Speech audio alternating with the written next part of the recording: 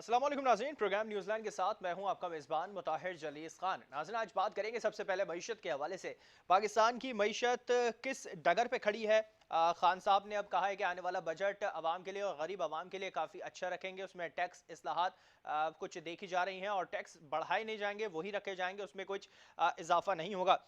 शौकत अली साहब ने भी, जो कि अब वज़ीर ख़जाना है, उन्होंने प्रेस कॉन्फ्रेंस की और उसमें काफ़ी कुछ उन्होंने क्लियर करा है। IMF के हवाले से जो कर्जे लेते हैं उस हवाले से और आने वाले बजट पे किस तरह से तमाम चीज़ों को देखा जा रहा है। और विफाक ख़ास तौर पे शौकत अली साहब जिन्होंने वजारत संभाली आके, वो क्या इस वजारत को संभाल पा रहे हैं सही से और चीज़ों को उन्होंने देख लिया है। जिस तरह से उन्होंने कहा कि मैं आया हूँ, अभी एक आध हफ्ता लगेगा मुझे चीज़ें देखने में और उसके बाद ही मैं कुछ कह सकूंगा। अब उन्होंने सबसे पहले IMF की जो शराइत है उस हवाले से बात करी और फिर कहा कि हमने इस चीज़ को वाजे कर दिया है और IMF को ये भी बताया है कि मजीद शराइत लागू करना ज़्यादा आसान नहीं रहेगा, क्योंकि पाकिस्तान के अंदर वैसे ही हमने बहुत सारी जो शराइत हैं वो लागू कर दी हैं और इसके ऊपर अब मजीद अगर शराइत माननी पड़ती हैं तो इसका सियासी कीमत भी देखी जा सकती है। सियासी कीमत होगी क्या, इस पर ही बात करेंगे। और जो पाकिस्तान की मईशत है वो किस डगर पे पहुंच चुकी है, इस पर बात करेंगे। हमारे साथ टेलीफोन लाइन पे मौजूद हैं डॉक्टर शाहिद हसन साहब हैं, माहिर मईशत हैं। उनसे जान लेते हैं और यकीनी तौर पे इस पे मुआशी तज्जिया ज़रूरी है। अब देखना यह है कि क्या चीज़ें वाकई आने वाले बजट में कुछ कम हो सकेंगी या आवाम को रिलीफ मिल सकेगा। और जिस तरह से खान साहब कह रहे हैं कि टैक्स नहीं लगाए जाएंगे, उस पर ही बात करेंगे। डॉक्टर साहब, बहुत शुक्रिया प्रोग्राम के लिए, आपने वक्त निकाला। क्या कहेंगे सबसे पहले तो पाकिस्तान की जो मईशत है वो इस 2021 में और अब आने वाला जो बजट है, क्या देख रहे हैं आप, किस जगह पे खड़ी है?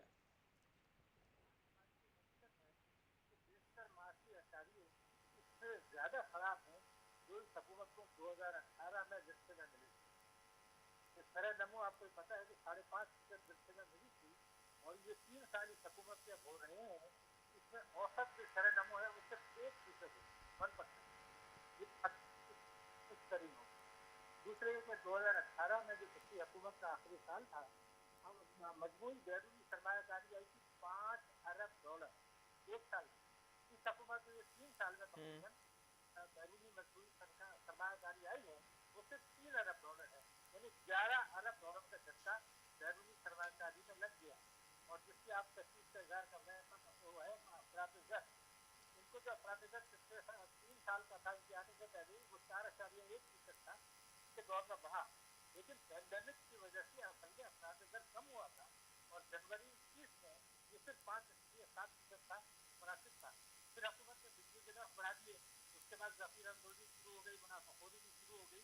वो अगले महीने में 8.7 हो गया, फिर मार्च में 9.1 हो गया और अप्रैल में 11.1, यानी जनवरी से दुगना हो गया। सही सही। आवाम पीस पड़े। तो ये तो इनकी गलत पॉलिसी की वजह से था और इसको ये IMF के ऊपर डालना, मैं समझता हूँ कि बहुत ही गैर हकीकत को सुनाना है। अच्छा, यहाँ IMF का जो जिक्र छिड़ रहा है और काफ़ी शराइत ऐसी थी जो कि मानी गई थी IMF की, और खान साहब भी इस पर कहते थे कि हमें कशकोल लेकर वहाँ नहीं जाना, हम कशकोल तोड़ देंगे, मगर जाना पड़ा। और जो पाकिस्तान की सूरत हाल थी मईशत की, वो बेहतर करने के लिए उन्होंने कहा हमें जाना पड़ा।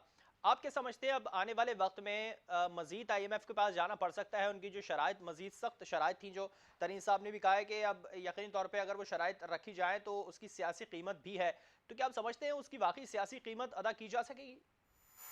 सियासी कीमत तो 1993 से अब तक जितने हुकूमतें आई हैं जिन्होंने IMF को प्रोग्राम रखा उसकी सियासी कीमत उन्होंने दी।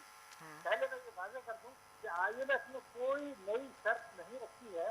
सही। वो शर्त है जो कि हफीज केस में रजा बाकर, जो आज भी बिल्कुल गवर्नर है, बिल्कुल। उन्होंने मंजूर की थी, उन्हीं शराइत की बात हो रही है। उसके बाद कोई नई शराइत नहीं है। ये तो वो कह रहे हैं कि जो शराइत हफीज केस में रजा बाकर ने मंजूर सही। की थी वो शराइत जो थी सख्त थी। तो सवाल ये पैदा होता है कि हफीज के साथ तो चले गए, जो गवर्नर स्टेट बैंक है उन्होंने क्यों मंजूर की थी, उनसे पूछा जाना चाहिए। लेकिन मैं आपको बता दूं कि IMF की शर्त नहीं थी, जो गलत बयानी कर रहे हैं। असल तो हुआ यह था कि IMF ने तो ये कहा था कि आप टैक्सों की वसूली बढ़ाएं, आप अपना सर्कुलर डेट जो है वो कम करें, क्योंकि आपके तबाही गैप बहुत ज्यादा है। तो वो तो इमरान खान साहब ने, तहरीक इंसाफ ने 10 मुताबिक हिकमत अमली दी थी इलेक्शन से 4 हफ्ते पहले। उसमें ये कहा था कि इख्तियार में आने के 100 रोज के अंदर हम जो है इंसाफ और मदनी टैक्स की पॉलिसी नाफिज कर देंगे। अब वो तो उन्होंने नाफिज नहीं की, इसलिए जो काबिल तैयार नहीं है, पार्लियामेंट भी तैयार नहीं है, कोई टैक्स देना नहीं चाहता है। जिन लोग टैक्स से चोरी करते हैं वो काबीना में भी कहते हैं। हम्म। तो जब आपने वो पॉलिसी नाफिज नहीं की तो फिर आईएमएफ ने कहा कि टैक्स बढ़ाएं, तो आप अपनी वो उस पर अमल करें। तो इन्होंने कहा कि वो तो हम अच्छा, नहीं कर आप क्या सकते। समझते हैं डॉक्टर साहब, पॉलिसी की नाकामी थी, या जिस तरह से इस चीज़ के लिए कुछ काबिल बंदा नहीं मिल पा रहा था जिसकी इतनी अच्छी काबिलियत नहीं थी इस वजारत को संभालने के लिए मईशत की, और आज जिस तरह से हम सूरत हाल देख रहे हैं, अब कहा जा रहा है कि मजीद कुछ बढ़ा सकते हैं, मगर खान साहब कह रहे हैं कि हम इस पर कुछ बढ़ाएंगे नहीं, कोई टैक्सेस में इजाफा नहीं करेंगे। आपको लगता है कि जो खान साहब कह रहे हैं ये हो सकेगा और पॉसिबल है ये? तो देखिए ना, वो तो पॉसिबल इसलिए नहीं है। ये अगले बजट में जो अवाम को रिलीफ देंगे उससे ज्यादा दूसरे हाथ से उसकी जेब से निकाल लेंगे, जैसा कि पिछले 2 बजट में हुआ। अब वो यही कहते हैं कि हम रिलीफ दे रहे हैं। मैं जो चीज बताने की कोशिश कर रहा हूँ वो ये है कि जब आपने वो शराइत जो आपने खुद कहा था कि हम ये टैक्स नाफिज करेंगे, हम सर्कुलर टैक्स विवाद को बिल्कुल दूर बिल्कुल। करेंगे, वो आपने नहीं की। 2.5 साल गुजर गए तो आपने उनको ऑफर किया था कि हम बिजली की नर्ख बढ़ा देते हैं, ये सब कर देते हैं, वो उन्होंने मंजूर कर लिया। अब क्योंकि हालात खराब हो गए, महंगाई बहुत बढ़ गई, आवाम खड़े हो गए, तो आप पेंडेमिक की आड़ लेकर ये कह रहे हैं उनसे कि आप हमें जो है ना कुछ मोहलत दे दें। ये मोहलत मांगना जो है ये तबाही का नुस्खा है। और मैं अभी आपके प्रोग्राम में रिकॉर्ड कर बता रहा हूँ कि ये जो खेल हो रहा है आज, ये वही खेल है जो 1993 से अब तक हुआ है, सही। जिसकी वजह से हम बांग्लादेश और भारत और श्रीलंका से बहुत पीछे चले गए। बिल्कुल। अब ये जो चले हैं वो ये करना चाह रहे हैं कि कोई इस्लाहात ना करें, सिर्फ ये उससे कहते हैं कि आप हमें मोहलत दे दें कि जो बिजली की रफ्तार है थोड़ा बाद में बढ़ा दें।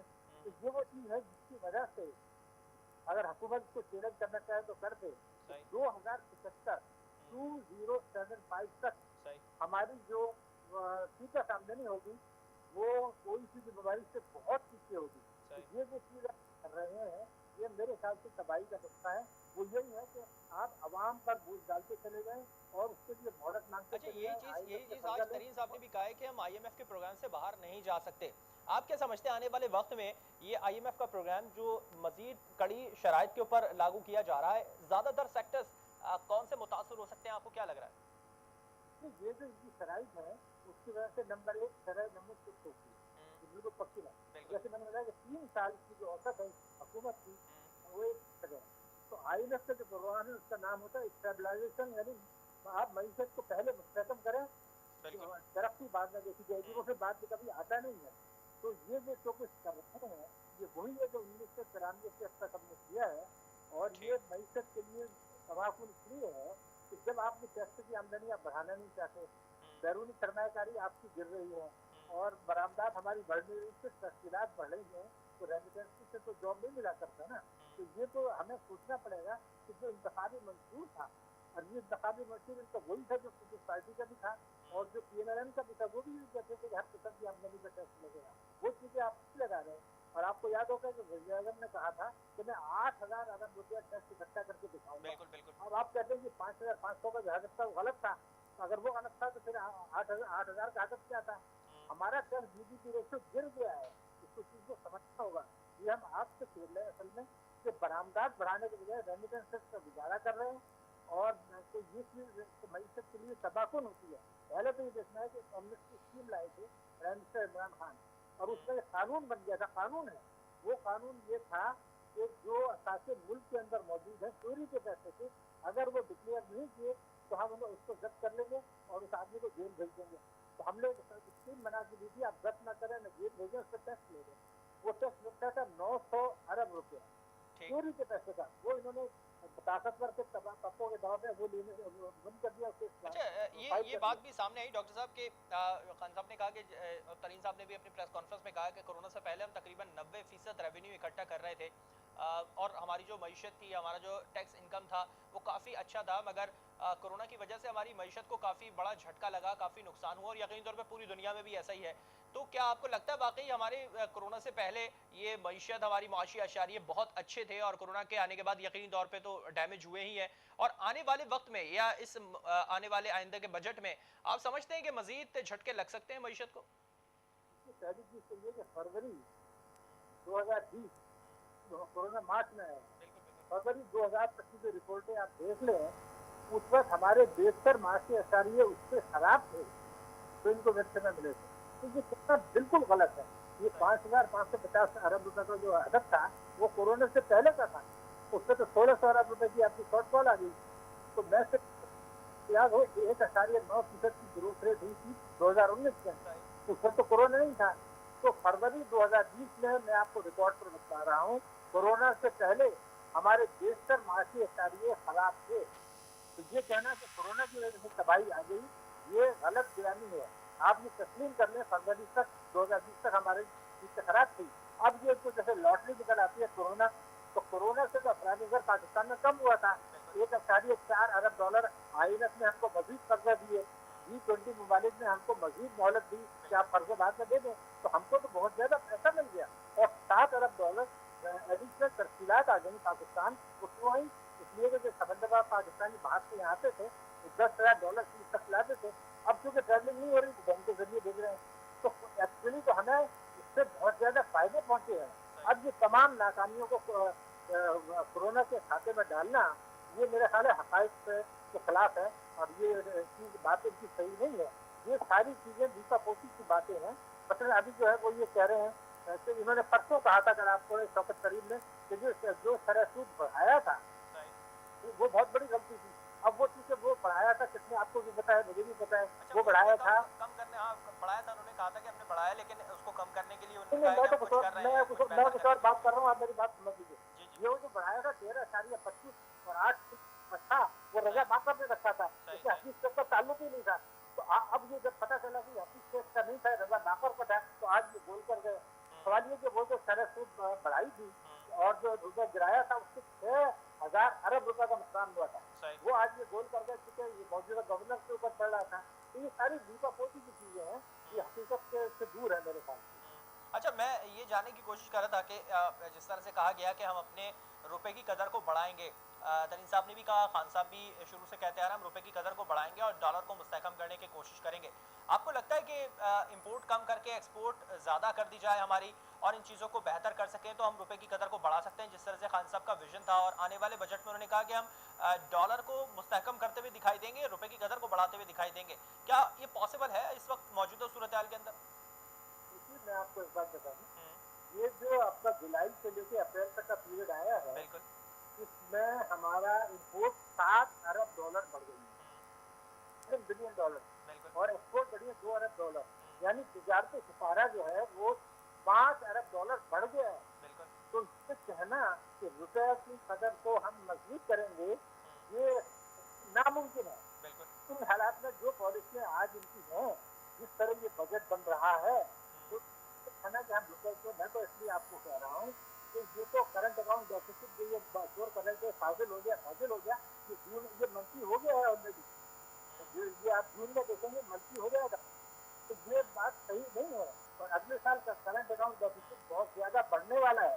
तो इस किस्म की बातें करना कि रुपया अल्लाह करे कि रुपया मजबूत हो जाए, लेकिन कम से कम मैं गारंटी कर सकता हूँ कि अगले माली साल में तो ये मजबूत नहीं होगा, बल्कि रुपया गिरेगा। हमें भी तकलीफ होती है जब रुपया गिरता है, मगर जब आपकी बरामदात नहीं बढ़ रही, आपकी इम्पोर्ट बढ़ रही है, साल भी बढ़ी है, तो ये कैसे मजबूत हो जाएगा? बैरूनी सरमायाकारी आपकी गिर रही है, रेमिटेंस जितनी आनी थी आ गई, अब बहुत ज्यादा नहीं बढ़ेगी अगले माली साल से।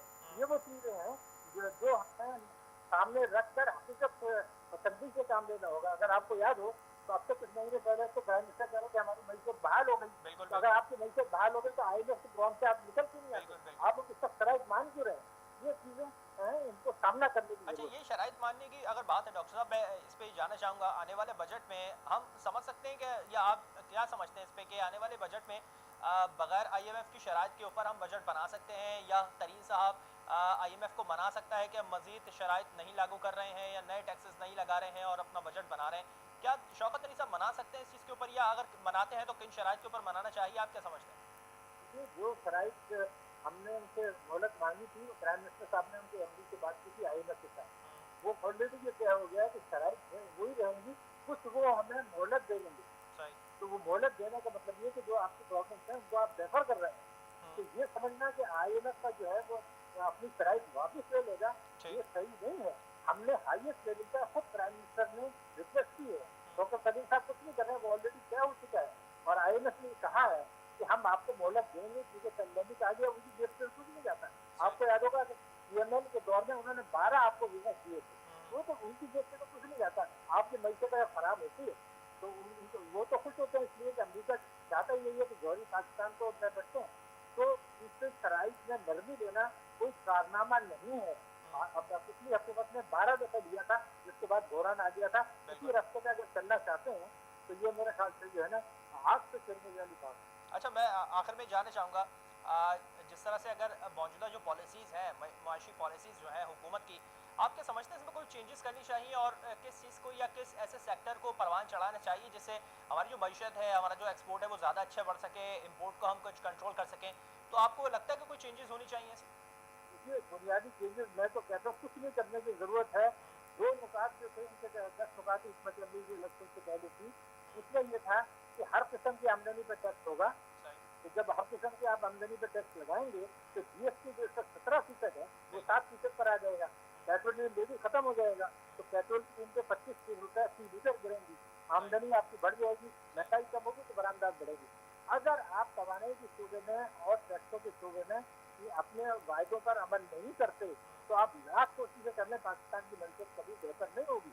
और अगर आप उस पर अमल कर लेते हैं तो हम IMF के प्रोग्राम से 1 साल के बाद निकल सकते हैं। तो ये फैसला हुकूमत को करना है कि वही ड्रामा करना है जो 1994 से अब तक हुआ है, ये 2018 से अब तक हुआ है, आइंदा भी वही करना है। और या ये कि पाकिस्तान की मीशत को बेहतर बनाकर तारीख से अपना नाम महफूज करना है, ये उनको देखना पड़ेगा। अच्छा, तरीन साहब ने जो जीडीपी ग्रोथ लेवल की बात करी थी, उन्होंने कहा कि मैं 6-7% तक मजीद ले जाऊंगा। आप समझते हैं कि जितना टाइम पीरियड हुकूमत का रह गया है, उस चीज़ के अंदर ये पूरा कर सकती है? आपको याद होगा कि जब पिछले पीपल्स पार्टी के दौर में ये आए थे तो उस वक्त नमूद थी वो 0.9% थी, हो गई थी इनके दौर में, जो पाकिस्तान ईस्ट पाकिस्तान के फॉल के बाद बदतरीन थी। सारी दुनिया की जो प्रोडक्शंस है वो यही है कि हम जो है वो 4.4 या 5% से आगे नहीं जाएंगे। लेकिन इस हुकूमत का जो 5 साल का औसत होगा वो उससे बहुत कम होगा जो पिछली हुकूमत ने छोड़ा था। तो ये जो बातें कर रहे हैं ना ये तो ख्वाबों की बातें कर रहे हैं, असल में ये सियासी बयानात हैं। या उसमें नई प्रॉब्लम्स आ जाएंगी, आदमी नई चीजें डिस्कस कर रहे होंगे, ये जो बातें इन्होंने की हैं ये पीछे चली जाएंगी। जैसे शरह सूद का कहा था कि वो बढ़ाना गलती थी, अब वो खामोश हो गए। तो ये तो सियासी खेल कर रहे हैं। अच्छा, सियासी बातें आपने करी और इसमें एक लफ्ज और प्रॉब्लम का आपने छेड़ा है, तो क्या मजीद कोई प्रॉब्लम्स फेस कर सकते हैं आने वाले वक्त में हम? इससे आने वाले वक्तों में बहुत ज्यादा आपको मुश्किलात इसलिए आ जाएंगी कि जब आप महंगाई बढ़ेगी, आपके पास बरामदात नहीं होंगी, बैरूनी सरमायाकारी नहीं आएगी, ठीक है, गेम चेंजर नहीं होगा, आवाम में मायूसी और बददिली बढ़ेगी। तो फिर सवाल तो ये पैदा होगा कि लोग ये कहेंगे फिर हुआ क्या। तो ये चीजें जौहरी पाकिस्तान है, आपको ये समझना होगा कि SAPF के जो है फ्रांस ने हमारे खिलाफ आपको जो कुछ पता है जो कुछ किया है, अब SAPF में फ्रांस बैठा हुआ है, यूरोपियन यूनियन बैठी है, भारत उसका वाइस चेयरमैन है। ये तो आपके मसले आने वाले हैं, तो ये हम सियासत में लग गए हैं और वो SAPF को भी भूल गए, बरामदात को भी भूल गए। तो इन चीजों से निगाह चुराने का कोई फायदा नहीं है। ये बड़े फ्रांस कोई मामूली मुल्क नहीं है, वो यूरोपियन यूनियन का बड़ा अहम हिस्सा है। तो वो इसलिए जो यूरोपियन यूनियन ने जो हमें धमकी दी है उस पर वो अमल नहीं करेंगे, मुझे भी पता है। लेकिन ये हमारे लिए मुश्किलात, हमारी साख तो खराब हो गई ना। चलें, बहुत शुक्रिया। डॉक्टर शाहिद हसन साहब माहिर मईशत हमारे साथ मौजूद है और इस पे इस चीज़ के ऊपर उन्होंने तफसीली रोशनी डाली है कि IMF को बताया गया था कि हमने 90 से 92% रेवेन्यू इकट्ठा किया कोरोना से पहले। क्या हम उस चीज़ को मान सकते हैं, उस फैक्ट को मान सकते हैं कि उन्होंने कोरोना से पहले करा और कोरोना के बाद यकीनी तौर पर पूरी दुनिया में जो मईशत का हाल हुआ वो सबके सामने है और पाकिस्तान की मईशत को भी काफ़ी डैमेज हुआ। लेकिन अब जो वक्त आ रहा है, जो फेस आ रहा है, उसमें यकीनी तौर पर काफ़ी प्रॉब्लम्स ऐसी हैं जो हम फेस कर सकते हैं, जैसा कि अभी शायद साहब ने FATF का जिक्र किया, IMF की जो शराइत है उसका जिक्र किया, और इसके साथ साथ जो तरीन साहब ने कहा कि हम GDP ग्रोथ लेवल उसको हम 6-7% तक ले जाएंगे। शायद साहब ने कहा यकीनी तौर पे वो अब शायद सियासी जुमले इस्तेमाल कर रहे हैं, क्योंकि मैक्सिमम अगर हम जा सकते हैं तो 5% तक जा सकते हैं, ज़्यादा जाना हमारे लिए, हमारी मईशत के लिए सुटेबल नहीं है, क्योंकि हम कर ही नहीं सकते उस चीज़ को, उस लेवल तक जा नहीं सकते। तो ये सब सियासी बातें हैं और अब शायद मईशत के अंदर भी सियासत को घसीट कर और एक सियासी खेल खेलने की कोशिश की जा रही है। अब देखना ही कि आने वाले बजट में इस चीज़ के ऊपर क्या असरअंदाज हो सकते हैं, और खान साहब ने जो विजन दिया है कि मजीद टैक्सेस नहीं लगाएंगे, तो क्या ये पॉसिबल है? क्योंकि IMF की जो शराइत है वो मजीद सख्त है और इसको लागू करना अब शायद ये हुकूमत के लिए और इस मौजूदा गवर्नमेंट के लिए, जिस तरह से कर्जे लिए गए हैं उसको उतारने के लिए और उनकी जो शराइत मानी है मजीद एक साथ या मजीद जो इंस्टॉलमेंट लेनी है, किस तरह से चीज़ें देखी जाएंगी, शायद शौकत ननी साहब के लिए मजीद परेशानी का बायस बन सकती है। मजीद बात करेंगे, हमारे साथ रहेगा।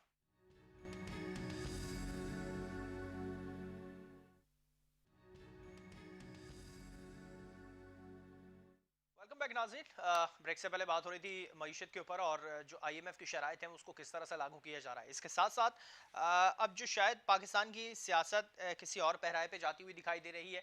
एक तरफ पहले हमने पीडीएम का फेस देखा, फिर हमने जो सेनेट का इलेक्शन था वो, उसके बाद अब जो सूरत हाल चल रही है इलेक्शंस की, जो छोटे छोटे इलेक्शंस रह गए थे NA 245 का, डस्का का, उसमें जो सूरत हाल सामने आई, फिर उस पर एलिगेशंस वगैरह, काफ़ी सियासी गड़बड़ दिखाई दे रही है अब। इसके साथ साथ जो मौजूदा सूरत हाल चल रही है लेके PS 84 की, उसमें भी आज इलेक्शन हुआ, गिनती का अमल जारी है, वहाँ भी नून लीग जीतती हुई शायद दिखाई दे रही है। इस पर भी बात करेंगे। हमारे से टेलीफोन पे मौजूद हैं ताहिर हसन है, सीनियर सहाफ़ी तज्ज़ियाकार हैं। ताहिर साहब, बहुत शुक्रिया प्रोग्राम के लिए वक्त निकाला आपने। क्या कहेंगे? सबसे पहले मैं मईशत के ऊपर ही अगर आपसे एक सवाल करूँ तो क्या देख रहे हैं आप आने वाले वक्त में पाकिस्तान की मईशत किस जगह पे खड़ी है? देखिए, एक तो जो सूरत हाल है कोविड की वजह से दुनिया भर में और हम्म, पाकिस्तान में, तो उसकी वजह से मईशत काफ़ी इफेक्ट हुई है। सही। नो डाउट, बहुत सारे जो है वो मामला इसकी वजह से भी ख़राब हुए हैं। और ये बात भी ठीक है कि हुकूमत की डायरेक्शन ने भी एक जो है वो रोल अदा किया है मईशत के हम्म, थोड़े से नुकसान होने का। हम्म, काफ़ी जो है हद तक सही। बिजनेस कम्युनिटी जो है वो इस बात से खुश नहीं है, और इन्वेस्टमेंट भी बहुत कम हुई है। हम्म, गो के स्टॉक एक्सचेंज दिखाया है, देखें आप तो बहुत बढ़ गया है। गोल्ड के प्राइस भी बढ़ जाता है, बढ़ा हुआ है, और डॉलर का भी बढ़ा हुआ है। बिल्कुल। लेकिन बात यह है कि मईशत जो है वो इन्वेस्टर जब तक सेटिस्फाई नहीं होगा और वो बिजनेस नहीं करेगा, इन्वेस्टमेंट नहीं करेगा, उस वक्त तक किसी भी मुल्क की इकोनॉमी डेवलप नहीं होती है। तो इन्वेस्टमेंट का जो प्रोसेस है वो बहुत स्लो है, और वो उसकी वजह शायद सियासी अदम इस्तेकाम है। और जब तक सियासी अदम इस्तेकाम रहेगा, इन्वेस्टर जो है वो बहुत शाकी होता है, बहुत सेंसिटिव होता है, वो बहुत देखभाल के चलिए, मैं इन्वेस्टमेंट इसी को करता है। कंटिन्यू कर लूँ। सियासी अदम इस्तेहकाम, सियासत की अगर बात छड़िए तो क्या देख रहे हैं आप सियासी तर्ज अमल पाकिस्तान के अंदर किस तरह से चेंज हो रहा है? पहले हमने पीडीएम की सूरत हाल देखी, फिर सेनेट का इलेक्शन देखा, उसमें हमने जोड़ तोड़ देखी। अब NA 249 डस्का का इलेक्शन और अभी PP 84 का जो इलेक्शन आज हुआ। किस तरह से आपने देखा तमाम चीज़ों को, और जो पाकिस्तान की जो सियासत है वो किस नहज पे पहुंचती हुई दिखाई दे रही है अब? देखिए, ये बाई इलेक्शन में तो जाहिर है कि रिएक्शन है लोगों का, क्योंकि ये बात तो बिल्कुल साबित हो गई है कि गवर्नमेंट डिलीवर नहीं कर पाई। और उसकी जो भी वजूहत हैं, वो उनकी टीम की कमी है या उनके दूसरे मामलात हैं, सियासी अदम इस्तेकाम है। तो वो एक छोटा सा रिजल्ट नज़र आ रहा है लोगों का रिएक्शन का, बाई इलेक्शन का, कि लोगों को एतमाद नहीं रहा। सही। जिस गवर्नमेंट को मैंडेट दिया था उन्होंने 2018 में, अब वो उस मैंडेट से शायद डेविएट कर रहे हैं, कुछ और सोचने पे मजबूर हैं। तो वो एक रीज़न हो सकता है, लेकिन ये अल्टीमेटली जाके जो बड़ा रिएक्शन बनेगा वो बनेगा जनरल इलेक्शन में। सही। और ये सारा का सारा अगर इससे पीटीआई या गवर्नमेंट में जो भी लोग हैं वो अगर इस चीज़ को नहीं देख रहे हैं, नहीं समझ रहे हैं, और सियासी मामला को ठीक करने के लिए कोशिशें नहीं कर रहे हैं, तो जनरल इलेक्शन में बहुत बड़ा नुकसान होगा उनको। अच्छा, शायद उसी उसी की थोड़ी चेंजेस के लिए खान साहब ने इंतखाबी इस्लाहात की कुछ बात करी है, और उसके अंदर कुछ पॉइंट्स रखे हैं, कुछ चीज़ें चेंज करने की बात हो रही है, इलेक्ट्रॉनिक वोटिंग की बात हो रही है। तो आप समझते हैं कि इंतखाबी इस्लाहात करने से चीज़ें बेहतर हो सकती हैं, और जो आवाम का एतमाद है वो सियासी पार्टीज़ के ऊपर, इलेक्शन के ऊपर, जनरल इलेक्शन के ऊपर बहाल हो सकेगा दोबारा?